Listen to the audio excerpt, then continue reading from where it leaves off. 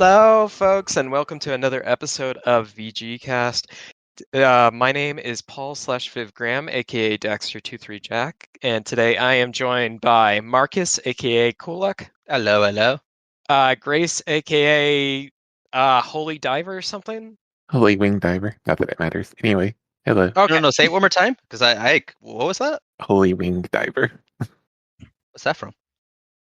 It's a combination of Holy Diver, like the Dio song album, and Wing Diver, the class from Earth Defense Force.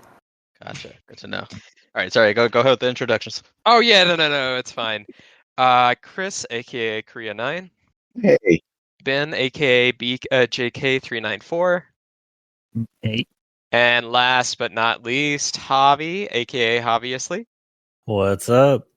And today we are going to be talking about the Annapurna published title by Heart Machine, aka Solar Ash. And do you guys remember when this originally? Oh God, when this game originally came out? 2021. 2021. Recently. Okay. That's not too bad. I was looking at the it was founded in 2013, and I thought that was the release date for the game. And I was just like, why didn't I ever play this before now? On Steam, the release date is December 8th, 2022. Okay. I don't know if that's- it came out on other platforms earlier, but Yeah, it launched on Epic first, I think. oh, that makes sense. Okay. Dax, I think you read 2023 as 2013. No. That's when the studio Heart Machine was founded. That's what I was saying. That was Gotcha. Because it hit Switch, Xbox One, and the Series consoles on September 14th, 2023. But yeah, I mean, honestly, Chris, in general, I think you do a really good job of explaining games, and I think you had a tweet earlier that was saying it was kind of like a mix of Shadow of the Colossus and kind of like a skating game like Jet Set Radio. Yeah. I mean, well, it's like that's kind of your movement as you're on skates, kind of. I mean, it's some futuristic thing, but you're like just platforming around this area until you unlock a boss. There's like tiny enemies every once in a while around, but once you do all the big puzzles, you unlock a boss, and then it becomes kind of like Shadow of the Colossus, where it's this big monster. You're climbing up and hitting weak spots. So that's kind of why I thought it reminded me of Shadow of the Colossus a little bit. Like it's more stylized than that. But I agree with it. that. It is more stylized, but honestly, I feel like that also hits the nail on the head from like a what's the word I'm looking for, from a narrative standpoint, and that like, oh, you're killing these creatures who are kind of just doing their own thing, and you're just kind of being kind of a little selfish ass. Yeah. I mean that also plays into it as well, like as you go through the story. So for sure. But yeah, I guess. But before, did anybody want to sum up the game's story? What little there is, it's very minimal. Okay. I mean, basically, it's there's this giant black hole kind of thing called the Ultra Void about to swallow the planet, and you play as Ray, a Void Runner, who's from that planet. I think they name it once, but I don't remember what the name of it is, the name of the planet. But anyway, you're sent in to stop the Ultra Void from destroying your planet, basically. And most of the narrative kind of comes from like the very few NPCs you run into and like documents lying around and that kind of thing. So it's very like I said, minimalist. But the basic overarching thing is kind of like, as you go along, you start to sort of learn more about the Ultra Void and how it works, and you sort of learn that things just aren't quite as they seem, as far as, it's not just about you went in and some teammates of yours also went in, so you're trying to find them as well. But it turns out like it's not just as simple as they went in, things went wrong, and now you have to fix it. There's a lot more going on, but we'll talk about like the ending and stuff later on. No, I think that hits it on the head, and yeah, basically the black hole, like once you touch down there, you find a lot of dead bodies, but also just like a collection of worlds that have been kind of just like mushed together. So you've got like really cloud-based worlds, you've got acid water worlds, you've got lava worlds, that all kind of tied into this kind of beautiful hellscape. But Right. yeah, Like, no, I think. Oh, go ahead, Grace. no, I was just gonna say, like, yeah, that's like all the remnants of other worlds that the Ultra Void has destroyed. So you kind of get a sense of like how this works. It basically just like pulls in the world, and some chunks of it survive, but for the most part, it's just completely like destroyed, and like the laws of physics no longer apply. So you just see like things like floating around or things upside down. Like nothing quite makes sense. That's more context than I guess I gleaned from the story. I had just assumed all those areas we go to are just that one world that's just been, sort of torn asunder. I didn't realize those are multiple worlds that are sort of popping up here. Yeah, you've got the cat people, you've got the crustacean people, and then you've got the fungi people. I think those are the kind of quote unquote main races, but every race only has like a single survivor, I think. I didn't get to the end of the like Zap Brannigan crustacean side quest, but I'm assuming everybody in the mothership was found dead, because that's just Yes.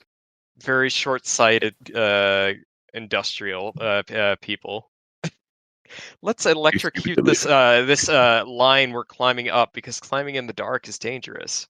Or jumping into boiling acid, even when a member of the crew is just like, "Hey, the acidity's changed." They're like, "It's healing waters. Jump in here, you cad." Yeah, yeah.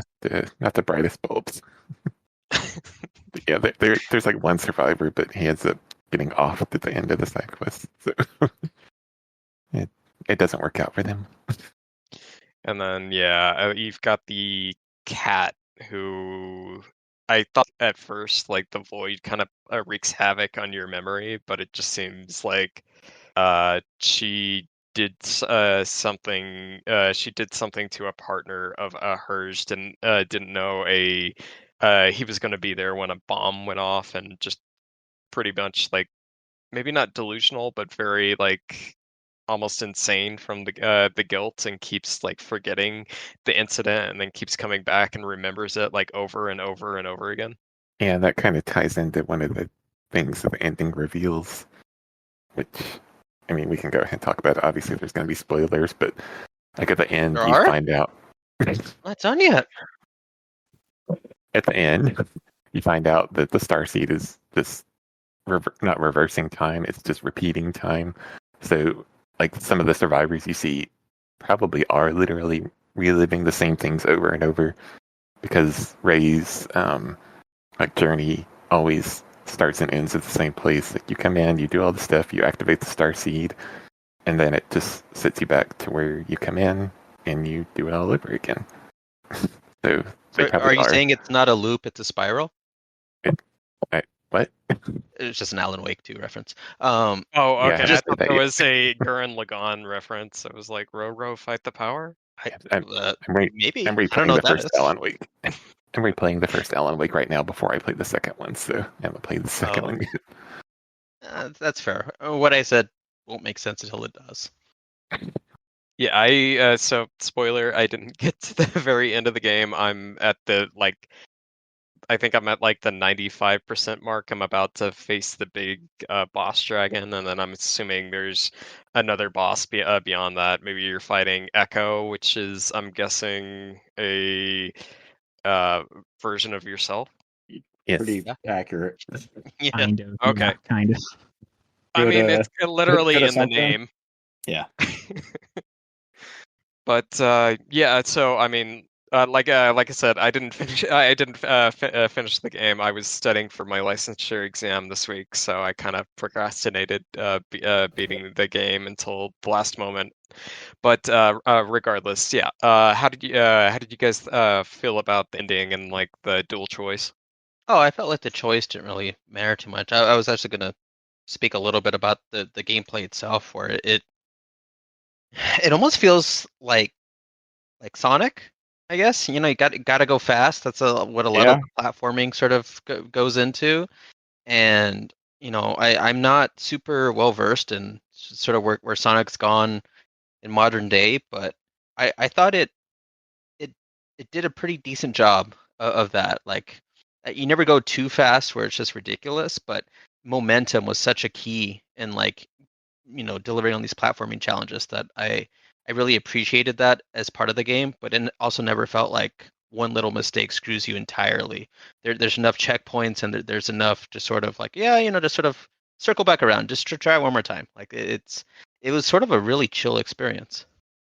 Yeah, and there were like, what is it with the in order to kind of bring out the Shadow of Colossus boss fight in each area, you have to go up to these black masses of goo and stab an eyeball with like with a sewing needle, or at least That that's was a what it sewing always.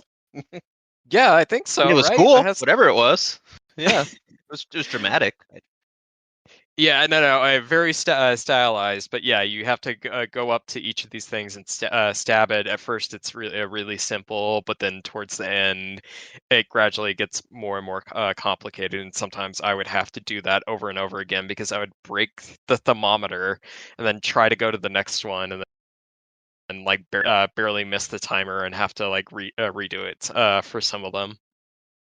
There was one towards the end where I don't remember exactly which world it was, but there's like the spiral goes up and you have to like platform around it. There's enemies there, so you're trying to avoid as they're like shooting the stuff at you. And that one was I just found it super annoying because like you only have enough time, like there's just enough time to hit it, and not being able to. It was like the one time I was like, oh, maybe this platforming isn't super like it's not super great because it's not super controlling. Um, it's Yeah, the was it one in the one lava time. graveyard area? Is that Yeah, the encounter? Okay. Yeah, I had to go through and take out all the enemies. That would have been too Yep. frustrating otherwise. Exactly what I did. Yeah, because I ran into that same sort of frustration of like they just keep hitting me and screwing me over. So yeah, I would just run through it and kill them all first, and then run back and do it run back and properly. hit it. Yeah. Probably should have done that. Would have been easier, and I wouldn't have been like, "This sucks." The one time in the whole game, I'm like, "This is really frustrating." Like, It I was a could have weird made it easy difficulty on myself. spike for sure. Yeah. I mean, like if we're getting into it, like some of the boss fights, I would have to repeat sometimes multiple times because I feel like it would be one of those things where I'd get like 90% through a sequence and then I'd screw up at the very end and have to repeat it all. It I'd be became like, very much like memory, like memorizing where it is. All right, so like I did this first phase, and that's that. I can do that no problem. All right, where's the problem point in the second phase? All right, I fucked that up. Well, let's do it again. All right, now I got that, and then you memorize the third phase to finish it off. Like, yeah, they they could get a little bit troublesome because you don't know exactly where you need to go, and sometimes because of the way the needle spikes, like where you need to hit the thermometer, like it'll turn you around. So like, kind of just get disoriented. yeah, and sometimes like I feel like, or at least with me, it would be like there would be thermometers like you couldn't like grapple to, and then there would be some where you could grapple to, and sometimes being like, okay, should I end up grappling to that because it can mess up your flow? Mm-hmm. So it was just like I felt like some of that stuff could get a little messy at times. It'd be like, okay, I should be able to go. Nope, I can't grapple to that. Okay, starting over. I think I'd use that time stop ability or the time super slow ability more than I probably should have, but just because it gives you that time to think and evaluate, like, oh, like you said, was this a jump I should just grapple to, or should I just keep going? And luckily, like that timer for the black goo slows down at the same time, so there's really no penalty to doing it outside of maybe you click the button a little too early and now you can't use it anymore. So Yeah. again, I appreciated that sort of trial and error aspect of it, where it really doesn't punish you that hard for messing up. No, and I think like earlier you said this was just a very chill experience. It's not very narrative heavy. You get a little bit of exposition at the beginning of the game, kind of in between, areas slash boss fights, but otherwise, like all the narrative is like is told through audio logs, and you can skip that for all you care.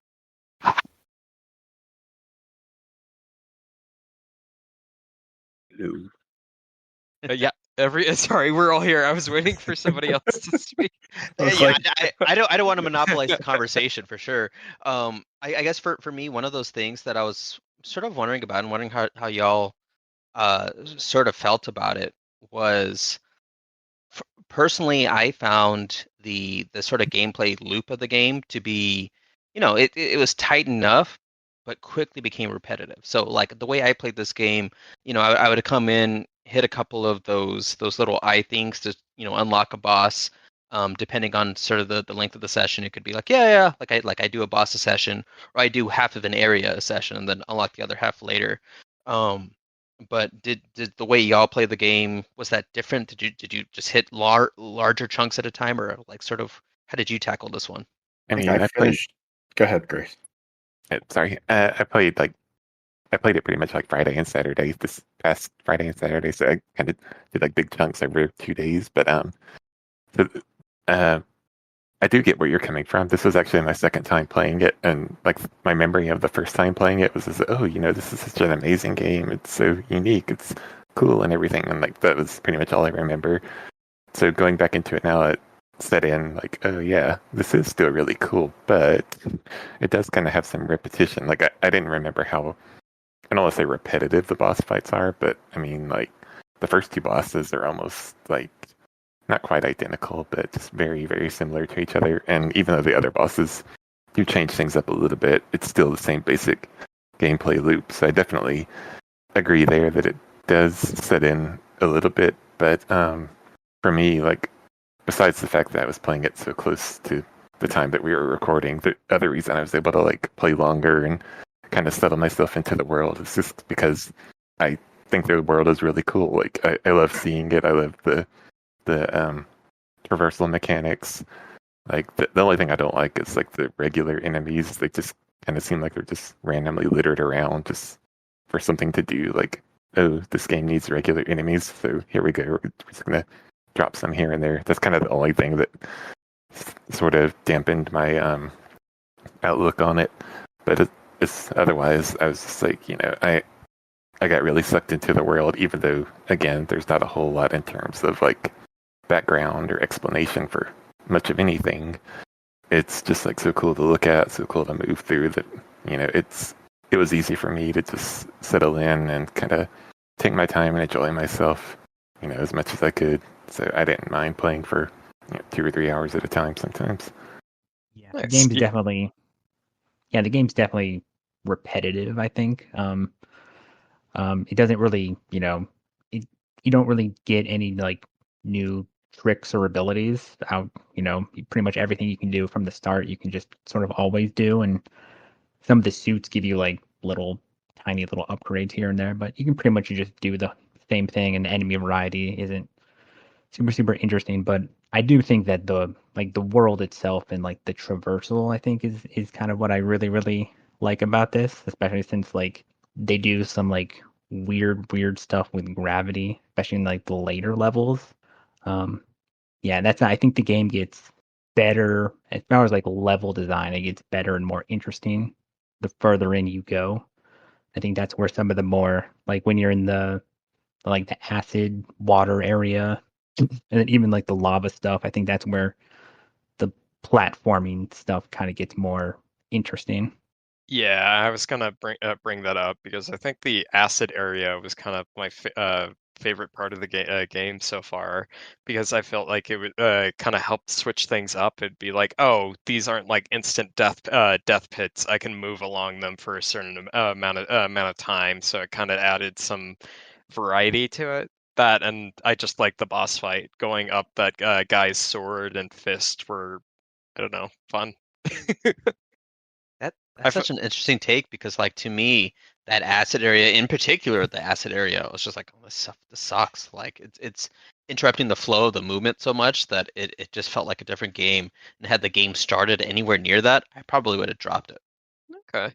Yeah, I guess it was just kind of like a fresh breath of air for me. I can see how you could get slightly frustrated with it, but I was just thinking of like all the cool stuff you could do. Like, oh, I can completely skip the intended path. I can get a dash to begin with, and just yeah. At least that was my perspective on the matter. Yeah, for me, like I was remembering the place before that, the Eternal Garden, with like the mushrooms that you have to hit, and then like take the spores to the whatever thing that activates a door, or activates a rail, activates something. Like when I got to that area, I was like, oh man, I remember hating this place. But this time around, I was like, oh, it was fine. Like I didn't love it or anything, but it was perfectly fine. But when I got to the acid area, like I didn't really remember anything about it. And when I started, I was like, this actually isn't very fun. I don't like this place. I guess while we're on the topic, what was everybody's like favorite part of the game, like favorite like world, stage, whatever you want to call it? So there was one, and I don't know the name, so if anyone can help me out on that front, much appreciated. But there's one where you're climbing up a lot, and sort of your ways to get back to where you were before were like rail lines that had previously been electrified that you would turn off when you were higher up. That was That the area. beginning. That was the beginning of the acid area. Oh, really? Okay. It's like that part is the bit that like I liked because it was very much a hey, you need a you're grinding these rails, oftentimes sort of switching between rails and like making big jumps and you know just keeping that momentum going. And it really felt like it was paced just right where you know you'd hit checkpoints often enough that it never got frustrating when you'd get to a new point and then would fall down because you know it throws a curveball at you. I felt like that was the perfect balance of the game for me. Yeah, that part really is enjoyable. But then, yeah, it leads to the mirror sea is the acid place. But yeah, I like that part, and I like the last place. I can't even remember what it's called now. But yeah, the lava place. Except for that one anomaly that we already talked about, where there's enemies like blasting you while you're trying to climb up. That was annoying. But I like that one, and I like the Iron Root Basin, which is like the third area, I think. But I mean, they're all cool. Like they all have their own kind of thing going on. Yeah, and while the city area was cool, I was having trouble finding stuff in that city area. I think that was like the second one. Yeah, that big skyscraper. Yep. Yeah. I didn't find all the audio logs in that section. I just unlocked a suit that allows me to find extra audio logs that I missed, so I'll probably go back with that and 100 try to 100% this game, because I mean, like, what I think How Long to Beat says like it's just 9 hours for the completionist run through. Yeah, that's just finding all the like logs and everything, right, and doing the side quests. Yeah, which I'm already pretty much done with across the board, so no big deal. But yeah, I guess we've kind of touched on the narrative, light but decent, at least according to Grace. And then we touched on the gameplay. It's very free flowing. It's fun, but it can get repetitive, at least kind of like how objectives are laid out and all that stuff, even if the movement itself is pretty fun. Did anybody have anything else they wanted to add before we kind of got into kind of more like aesthetics, visual, audio, that sort of thing? Nah. Okie doke. Yeah, I mean, so I'm curious, did any of you play the studio's previous game, Hyper Light Drifter?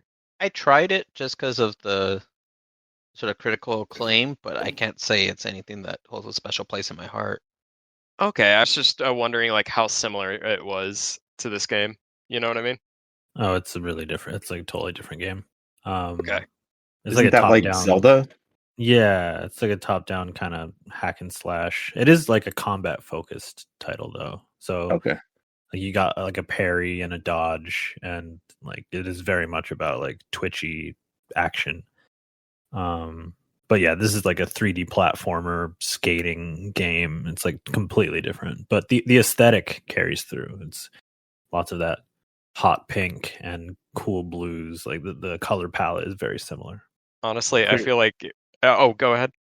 I was just gonna say it's like apparent, and even with their upcoming game, like it's very clear that like the art director has an aesthetic that they lean towards, and that has carried through all 3 games. Okay. Yeah, because honestly, like what was it back in the day with the Metal Gear Solid 2? Like there was that skate mode in the game. I wouldn't have been surprised if there would have been like a skate mode in this game. Mm-hmm. I know that involves like doing a bunch of mechanics, and that I think Metal Gear Solid 2 kind of took a lot of the mechanics from like Tony Hawk Pro Skater, right? Well, it was Konami was releasing a skateboarding game, and they kind of had like like basically they brought that engine in as like a little extra mode in Metal Gear Solid 2. I forget what the name of the game is called though, but like they actually had an actual skateboarding game that they built that out off of or on top of. Yeah. But yeah, I could totally see like just a like new game plus or after you beat the game, just going like around the world collecting SKAT skate in the air, finding old videotapes. I feel like that would have been really fun. Definitely. But I mean, this game has that. It has that like Tony Hawk kind of feeling to it, which I like a lot. So I haven't said much on this show, and honestly, it's because like this game, I hate to say it, but like I like it because it ticks all the boxes of what I should be. I should love this game, like top to bottom. I think it's aesthetically gorgeous. It's a platformer, and it's kind of like borrowing from like Tony Hawk and like that arcadey kind of skating thing, which is another genre that I love. Like these are like my favorite things in video games, but every time I play this game, I kind of fall off it really quick. So I feel like I can't speak with much authority about the game because I didn't finish it. I didn't even get that far, and this is my second time like really trying to get into it, and I couldn't tell you why. Like I'm not sure what it is that isn't hooking me. Maybe I'm just not in the mood, but I've been not in the mood for a long time, so I'm still hoping. Like I know the game's good. Like every time I like look at a review or anything, everybody sings the game's praises, and I'm not like saying that no, it's not good. It's just I don't know what it is. I just have not been in the mood to play it.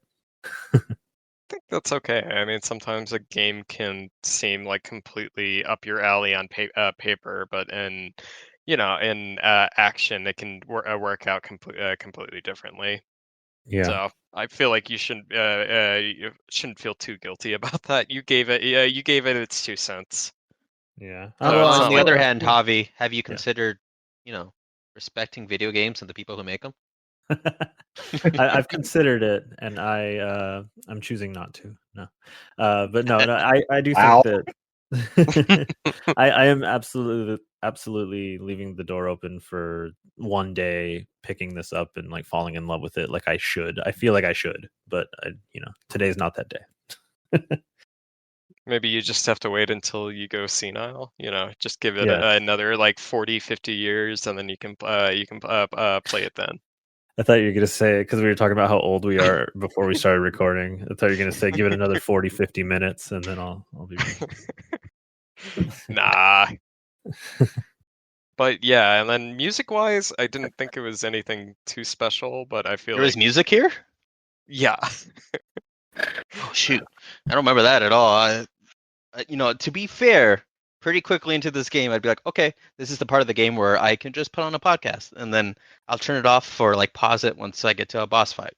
It's very ambient. It's the definition of background music. So it's not something you just like pick up. Like it doesn't hit your ears immediately, regardless of whether you're listening for it or not. So you're saying I should have just blasted the soundtrack to Tony Hawk's Pro Skater 2? Or And, one, yeah. It's always Yeah, a good call. I'm not saying that would improve it, but I'm not saying it would make it worse. Those soundtracks go with anything. Playing Silent Hill 2 to those soundtracks. But yeah, I guess with that said, I think we've touched on a lot of aspects with this game. I know the story was light, but all in all, I enjoyed the little bits of story that were interjected with the audio logs and stuff. It also kind of gave me what was it, Outer Wilds vibes? Not even No, just kind of like the fuck space yourself. Wow. Or is that because you hold? It's in such high regard for me that like this game, nah, does not touch it. But no, I I'm was sorry. just, Keep I was going. just saying in the sense like not just the space vibe, but more in the this or the time loop vibe, but more in the sense that kind of just like, oh, there's kind of like a finality. Like you can try to avoid the inevitable for as long as you can, but eventually everything has to kind of come to an end. And I feel like that theme was kind of resonant with the theme from this game. I, I get that. I guess my only counterpoint to that, and it's sort of a plus in this game's favor, is just sort of a lot of that subject matter was covered in the bits that were actually voice acted in the game, which I thought like the voice acting for the main character and that sort of counterpart bit, I thought that was very, very nicely done. But that sort of internal struggle or internal/external struggle that they demonstrated is something that is pretty absent from Outer Wilds. You're not sort of hearing your main character or really anyone else's struggle with that. It's very much the world is presenting that to you, and I don't know if this game really delivers that same sort of world vibe of like, yep, this is it. This is the end of all things, but it's not necessarily the end of life as we know it. Yeah, but I mean, like,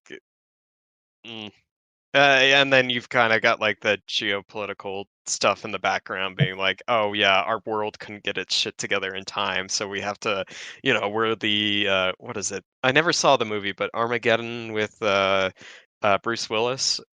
Kind of just like, oh, we're our planet's last hope, but instead of actually succeeding, it's more like, well, shit, we were too late. I Is can that see how the that, movie but goes? then that's sort of where Outer Wilds comes back around, and it's like, no, this is just what was going to happen. It wasn't a matter of people didn't act soon enough. It was just, this is it. I think that's part of like where that vibe's a little different, because here, and you hear it a lot in the main character of just like, I was too late, and regardless of how many times the cycle's gone on since then, they were too late, and you have a lot of that regret that's just sort of intertwined throughout the entire story. Okay, I can see that. There's a bit more, there's a bit. You're saying there's a bit more acceptance with Outer Wilds. I mean, yeah, I guess just from the perspective of like, this was always going to happen, and it's a matter of like, what do you do with that knowledge, as opposed to Solar Ash, where it's like, nope, you were too late, and if anything, it sort of goes back to a little bit of that Silent Hill bit of just like someone who's having to sort of reconcile and make peace with that fact, and they're sort of working through their own shit with that, the world sort of reflecting that struggle to try and do something that it's just too late, like it's just, you're done. But you as the character, you as the person, don't know it yet. No, I think that's a very good point. But yeah, did anybody have anything else to add before we went into our closing thoughts? Heart Machine's next game looks really ambitious and interesting. I don't know if that has anything to do with this, but It's Hyperlight something, right? Yeah, Hyperlight Hyperlight Breaker. Drifter. Oh, yeah, Breaker. Drifter's the first one. Yeah, but it's like a procedurally generated open world roguelite.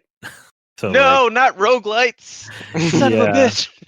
But like every time you start another run, this open world sandbox is procedurally generated, which may or may not pan out. Yeah. But sounds interesting. Like they're openly like marketing it as like the first of its kind, like twist on the genre, and it looks really nice. And it's like kind of combat. It's kind of like a mix of both Solar Ash and Hyperlight Drifter, where it's like a combat focus, looking for like a Souls kind of thing, like a high action thing, but then also traversal in like a big space. I don't know. It looks interesting. Yeah, it says. What's the gameplay like? I guess as far as like, does it feel like a Hyperlight game. I mean, I could just say Hyper Light Drifter, but like, I guess how much of a departure is it? Well, I haven't played it, but it looks like it's like an action hack and slash kind of game, but you also like it's a roguelite, so you're like on each run, getting new abilities and weapons and this and that. So And it's I don't know. 3D too, right? Yeah, it's Probably, yeah. It looks very nice. I mean, I'll check it out. Like, I'm not gonna write it off just because it's roguelite, but boy, does that knock it down a few pegs in my book. I mean, I feel that too. Like I'm into VR games and like especially on PSVR, like over half of the titles on there are roguelites, and I'm like very sick of that genre. I'm not interested in it. But So I'm it is what it is. just a quick aside, but what was the procedurally generated game that everybody was gaga for? And when it came out, people were disappointed. But No Man's Sky. yeah, No No Man's Sky. Would you define that as a roguelike or no? It's No. too. No, you're not. Yeah.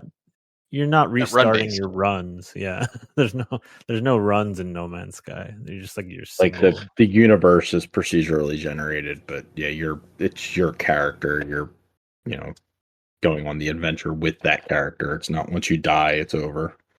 Yeah, did By you the ever way, play that- Spore, Dax? Oh God, Spore.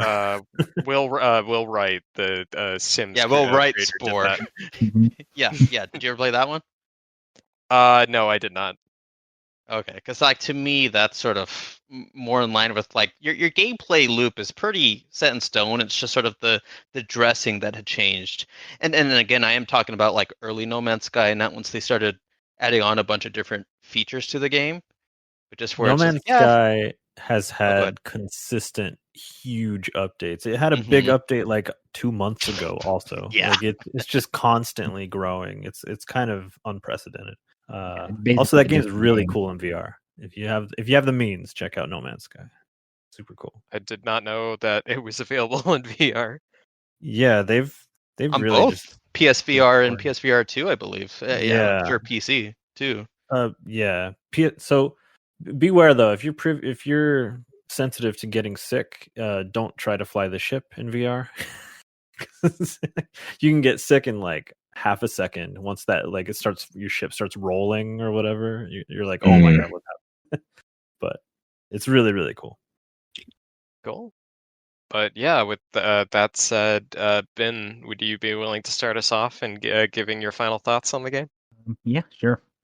Yeah, I think as far as a 3D platformer goes, it's an interesting one. It's different than sort of your typical fare because it's also more of a weird combination of 3D platformer and Shadow of the Colossus. I think some of the boss fight mechanics don't entirely work, but I think like as far as like movement and like level design and world building, I think this game is really, really good and really, really impressive. And I think just like skating around and gliding in like a weird kind of bizarre gravity environment is really, really cool.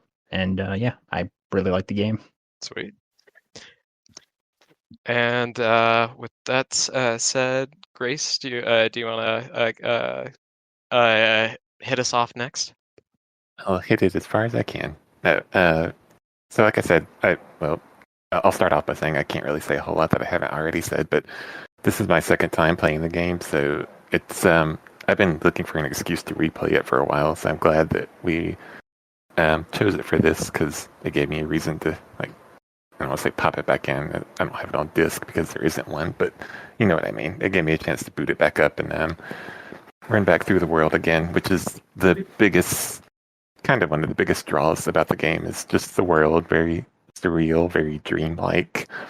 It's and it's kind of inviting, at least to me. Like you get in there and it's all fluffy clouds and broken, bizarre architecture and just like also very strange and weird, and I'm just like, hey, this is pretty cool.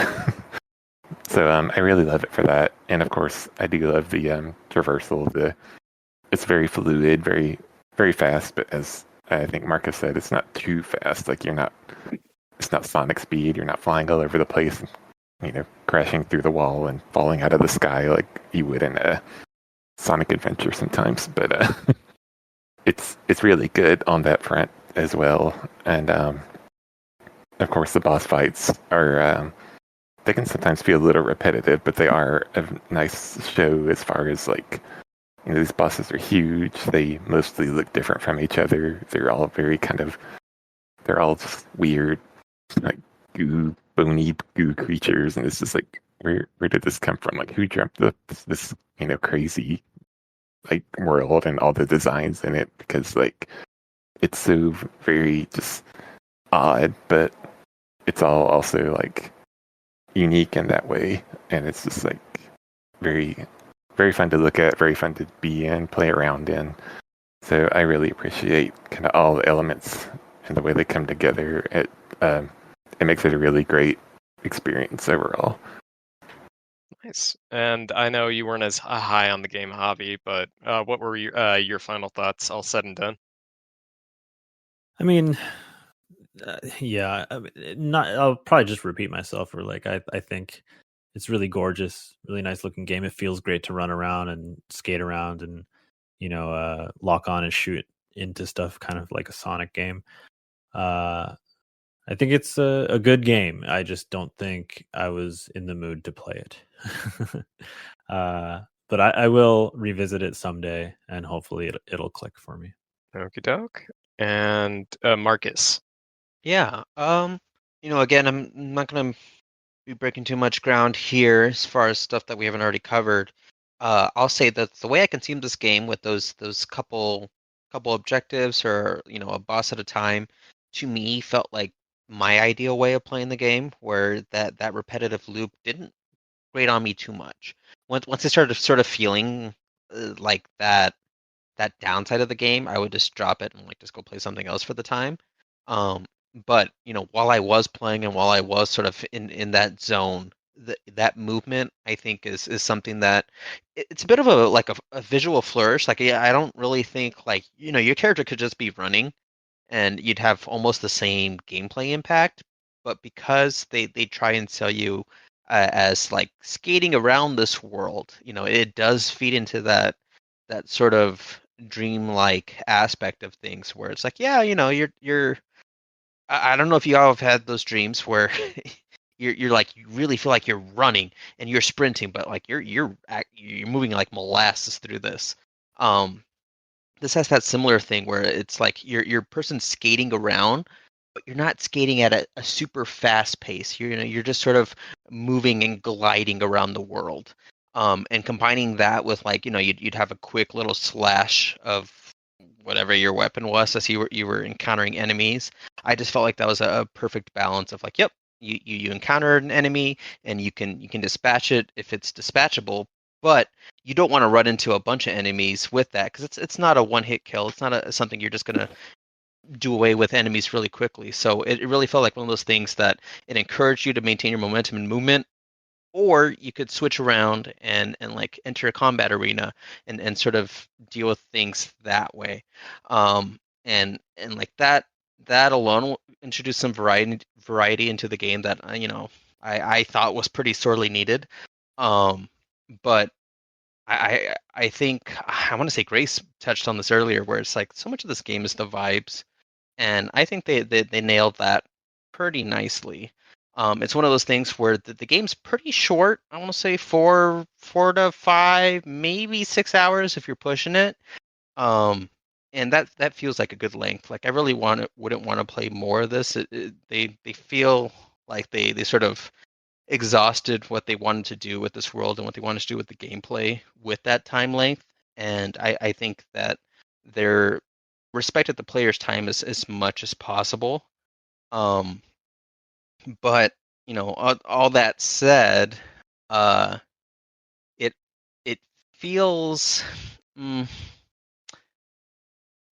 sorry, it feels a little also half baked, I guess, in a certain way, because, like, you know, I feel like as I'm encountering these different worlds and you're encountering the different people in these worlds, it's not like they have stories they want to tell and they have stories they hint at happening, but you see so little of that. Like, your exposure to this world is in such a limited scope that seeing everything that's come before, like sort of the implications of what's happened before, I don't think it's really delivered to the player in the best way. And I don't know if that's a budget limitation or just sort of like what they ended up putting into the game.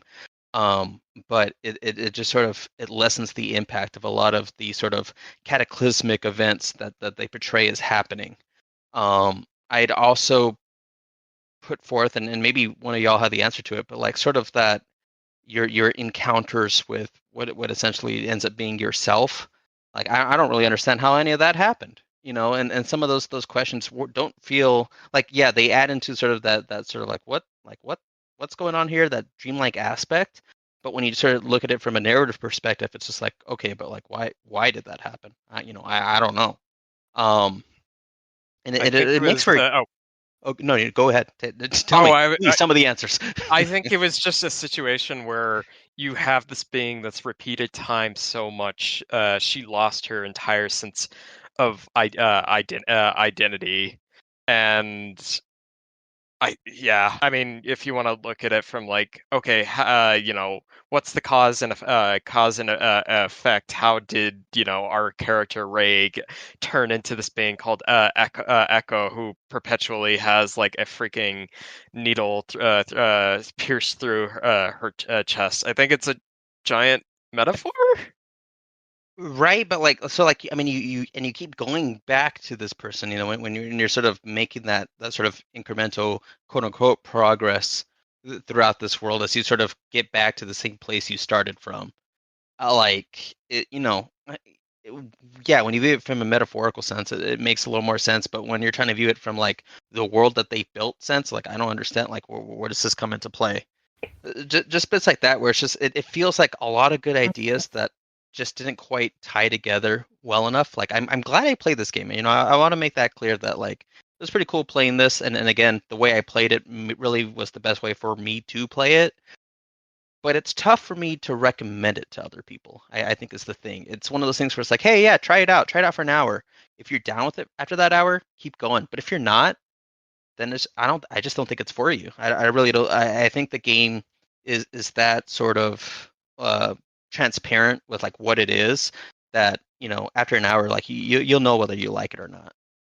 No, and honestly, I think I agree with a lot of that. I feel like Annapurna games in general, they can be very hit or miss for a lot of people, and then some of it can be rough around the edges. But I feel like just I know this Annapurna is not the developer, but just this kind of like style of game. It's kind of very artsy,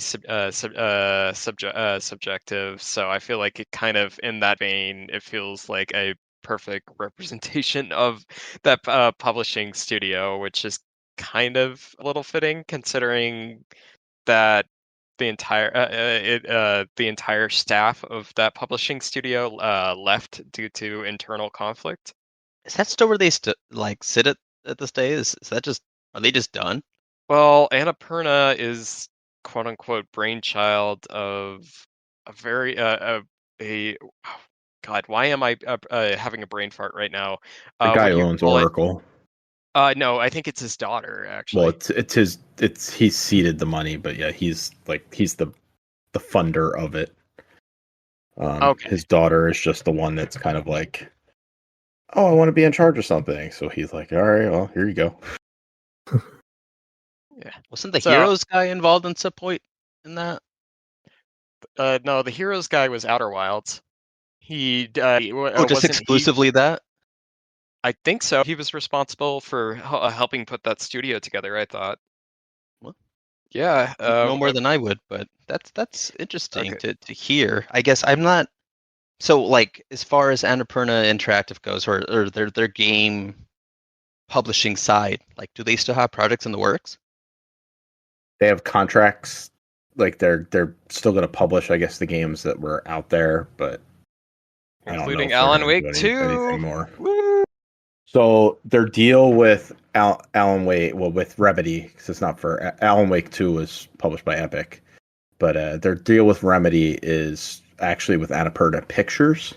So it shouldn't impact anything with Remedy. on that. It's very weird.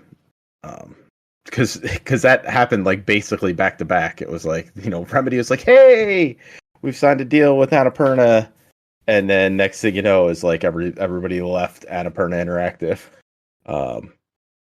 But I guess their deal is not impacted because it was with Annapurna Pictures directly. So they're getting money to make their game, while Annapurna gets the rights to make like TV and movie stuff off of their properties.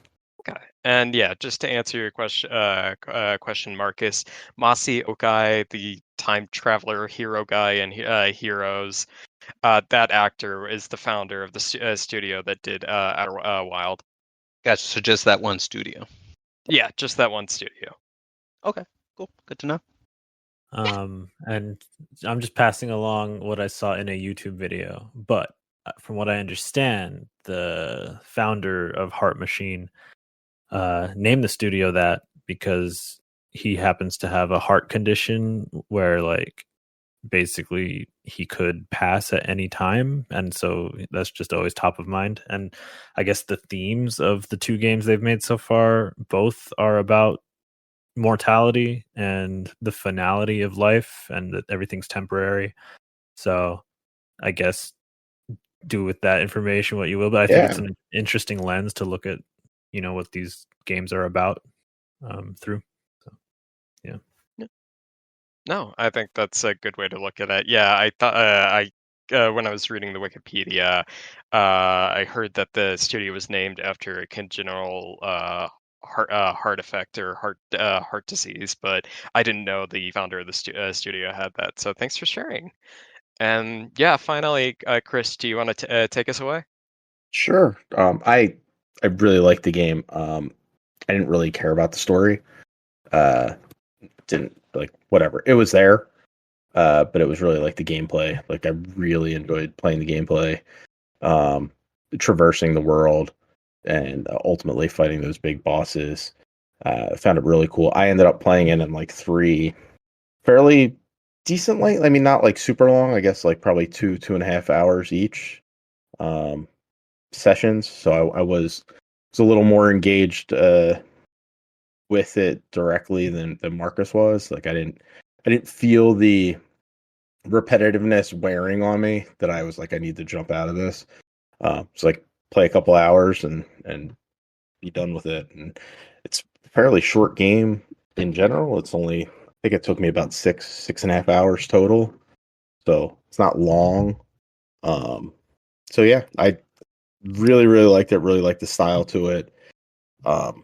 Didn't care about the story. Like didn't really care whatever the metaphor was or whatever. We're in the time loop and got to stop it. That's all I really cared about. Like I'm gonna grind these rails and hit these thermometers and do cool shit. And isn't that a metaphor for life? Yeah, sure. We're all just out here grinding rails. It's like played it like a video game. Like good for me. I enjoyed it. Nice. Oh, I had cut off Dax on this sort of point earlier in the game. But we did touch on it a little bit before we started recording. Who decided, at least in your first playthrough, to stop the cycle versus sort of perpetuating it? So what is the continue the cycle is the one kind of just the game just kind of ends? Yeah, pretty much. Yeah. So I did that first just to see what would happen. And knowing that the game kind of like is making a save right there anyway. So I was going to do both anyway, because there was an achievement tied to them. So yeah, I was just going to end the cycle. The mushroom elders made me feel guilty. I'm very selfish. I exist outside of life and death itself, and I am defiling all of their beliefs. So yeah. Good for you. But yeah, no. So that's Solar Ash, and whose turn is it to pick our game for this next episode? I think it's Chris, right? I believe Grace said it was me. She has the ultimate spreadsheet. So we really needed you for this one. Yeah. Well, I mean, kind of. We could have just bugged him. I could have given you the list later. Is that accurate though, Grace? Yes. Am I the? Yeah, it's All your right, turn. so I don't know how you guys are going to take to this. I've selected 4 games that are like 25 years old or so. Okay. That are That's the all theme. yeah.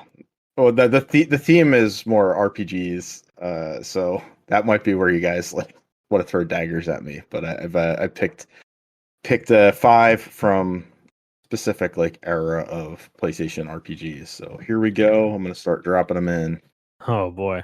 Okay. I'm gonna Okay. need I'm gonna need some What of are you doing? you fucking nerds to tell me what the shortest one of these are, and You that'll fucking be my nerd. vote.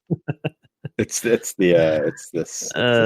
second one, but that might be the hardest one to Dios actually míos.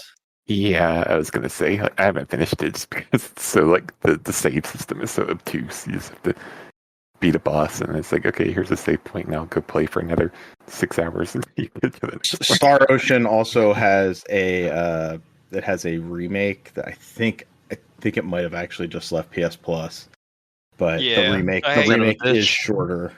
The Oh, it remake's is? shorter than the original, yeah, by like 20 hours. And you want us to play the original or the? Either one, they're both. It's just it's a the story's the same. So Okay, God, no, I'm gonna play the one that's 20 hours shorter. My God, how is there such a big gulf between those two? that's a good question. I don't know. I've not played the remake, so Is there a Yeah, modern way to no, play it's saying the Vagrant original Story? is 40.5 hours long, just if Go you fuck yourself. straight line it. But the sequel is 26 hours, and or not the sequel, the the remake. remake, yeah. I'm not sure Go how fuck that yourself, but less, I guess. I think Vagrant Story might be one of the shorter ones on this list. Let me check. Just say 10 to 15 hours. So that's getting my vote. I don't know what it is, but Bigger Story's 24. what the fuck? What's this 10 to 15 I saw on Google then? Oh man. How long is Vagrant Story? Yeah, 24 for 24 hours, and then yeah. Okay, let's see. Javi, you played a lot of JRPGs. Which one's good? Oh, I hear Chrono Cross is great. I haven't played any of these actually. I had friends that were in love with Legend of Dragoon back in the days. I'm sure they're all great. Like these are all like classics, so you can't really go wrong. It's just it's going to be very very long. It's a played real the New Chrono Year's Cross thing and- we're aiming at here, I think. It's a real Sophie's It's a- choice here. It's gonna be hard getting together in December anyway, Marcus. So That makes sense. give you a That's little fair. bit of extra time. Let's just do another round of Middle, Death middle Stranding. finger Let's as do we exit 2024. Either way, huh? So it's looking like everybody has voted, and I have a not. Vagrant Story. Oh, okay. No, I'm Chrono like Cross. Googling these. I've never heard of this Kudelka thing. So it's the first game in a series that might know more by the PlayStation 2 Oh. sequel that it got, Shadow Hearts. Oh, It's I also didn't know. like it's a horror based role playing game. I find really cool, and I really like Ooh. that game. But What? Hold on, let me look into that one. It would be funny if you said it's the first game in the Kudelka series. Like, no, oh. no, Shadow Hearts is like the trilogy that it got on PlayStation 2, and that's probably what most people know of. Like they don't know of this weird Japanese RPG that's horror infused. Well, I'm 12 and a I'm half jumping. hours for that. But you, Grace, you were saying the save system's really weird for that game? I mean, like it's not really weird, I guess, but you have to beat a boss to open up a save point. So like, if you don't know where you're going, you spend a lot of time without being able to save unless you keep backtracking constantly. I've never finished it, so I don't know how bad it gets, but I started it and I was like, okay, I got to a save point. Let's pick this up next year. I guess a valid question here, though, Chris, is accessible are any of these games? So okay, so most of them. So Legend of Dragoon. So on, I believe it is available on PlayStation Plus. I don't know what tier, but it's on one of them. That's really Kudelka is probably the hardest one to play. And if you guys Son of a choose that bitch. one, if you choose that one, I will. Outside of this, I will send you the ROM file for it. Like You just need like a PSP emulator. He's admitting to to play. crimes here, folks. It's a PSP game. Oh no, it's a Chris PS1 is game, allegedly okay. going to be sending us a ROM file. Yeah, well, You're If right. you I put don't- allegedly You know in what, front of it, he's covered. You cannot actively buy this game anywhere. Like I don't think that SNK is going to chase after me for sending you guys a the ROM file ROM in for it. Minecraft. Yeah, okay. Cool. No, an alarm's gonna go off in the lawyer office at Namco and be like, "We got one." But Javi, you can. So it's a 4-disc game, and there's like the PSP version of it though is like all of them bundled together. So you just play that version instead of Whoa. having the 4 discs. I love it. Oh, Hey, look, sweet. Kodelka is pulling ahead. What's going on here? Double voted Kudelka. I don't want to choose those other ones. Right. I Googled said, nah, do Kudelka. The other ones are like 40 hours. What the fuck? Oh, look, Kodelka's flying ahead. People just extra voting. Marcus really double voted. Just was like, What? We get I'm 2 two votes. I people. just put them on the same game. That is literally the least accessible one out of these. I mean, like Chrono Cross has a remake, and Star Yeah, the most interesting. Vagrant Story is on PS3 at least. oh, Yeah, well, And okay, if so Star Ocean was Whoa. still on PS Plus, I would have voted for that. Yeah, Chrono Cross just got a remaster not too long ago, so it's available on everything. Did it really? I didn't even know that. Yeah, you can play it on Steam now if you want. What? Yep, yeah, should've it's known what's the name of the remake? It's Radical Dreamers Edition. Yeah. What? I don't think I mean it's a square ass game, man. Like Radical. We are radical dreamers. Na, na, na, na, na. Hey, Naruto. Nice. Oh, that's from Naruto? is it Okay. actually Kudelka? So I will send you guys the file tomorrow if we're actually doing it. Love it. Yeah, We're gonna I be the think only one playing it on and no think- small part due to Marcus's campaigning and double vote. We are going to be playing Kudelka next month, and I'm probably going to mispronounce it every time I say that name. To be fair, Dax, I mean I've been a fan of this game for 25 years, and I don't know if Kudelka is the proper pronunciation. I don't know. Like, Did they ever Yo, say I'm it in the excited. game? I don't think so. Oh, no. Maybe they do. Maybe it's like Resident Evil at the beginning where you press start and it like says the name of the game that one time, but I don't remember. Kudelka. Kudelka. So And then a this is gunshot. Yeah. this is a horror JRPG on the PS1. Is that Yep. right? Oh Yep. man, dude, you are speaking my language. I am stoked. This is awesome. And then Yeah, next episode, Hobby hates it. Yeah, I just couldn't get into it. Yeah. This is the I hate dumbest game game I've developers. ever played. All right, well, we're gonna play the least accessible game available then. I'm gonna get this on my Steam Deck and I'm gonna settle in. It's gonna be cozy. It's gonna be Yeah, that great. was why I bought this game or got interested in the game and bought it eventually. Was because like I just read, a horror turn-based RPG. Like, can't really see that. Got to check it out. Yeah, Do you have it that's physically, a Grace? How do you genre have it? blend I've never heard of. I couldn't tell had you it that. physically, Marcus. So when it came out, I got it, and then I like stupidly, like as we all do, traded it away to get more games. And now I really regret it because it's like a $400 game. Oh my! Oh, Oh, man. my god! Yeah, it's like real, like, and that's like if I want the Japanese version, like it's really hard to get a US version on eBay in a box or all the discs. Like sometimes, like we have disc 2. Would you like disc 2? No, I'd like all the discs. And, like, piecemeal it together. Like, okay, I'll get this 2 now, Yeah. and wait for a nice deal on disc 3. Okay. Note to self: if I ever go back in time, pick up Action Comics #1 and, of course, Kudelka And Blood English Locale. copy. I'll be Mhm. rich. You know, But you yeah. could just do one Powerball. And probably be square on that. No, but that's how they weed out the time travelers. Oh, they just have someone post it up at the gas station and shoot anyone who picks the right numbers. No, at the lottery office, silly. That's where you have to go Oh. to get the money. Fair, yeah, fair. But yeah, I think that's an episode. Chris, Ben, Grace, Javi, Marcus, Yep. thank you so much for joining me here today. And yeah, we'll see you all for the next episode, probably sometime in January. Sounds good. Good. All right. All right. Bye, y'all.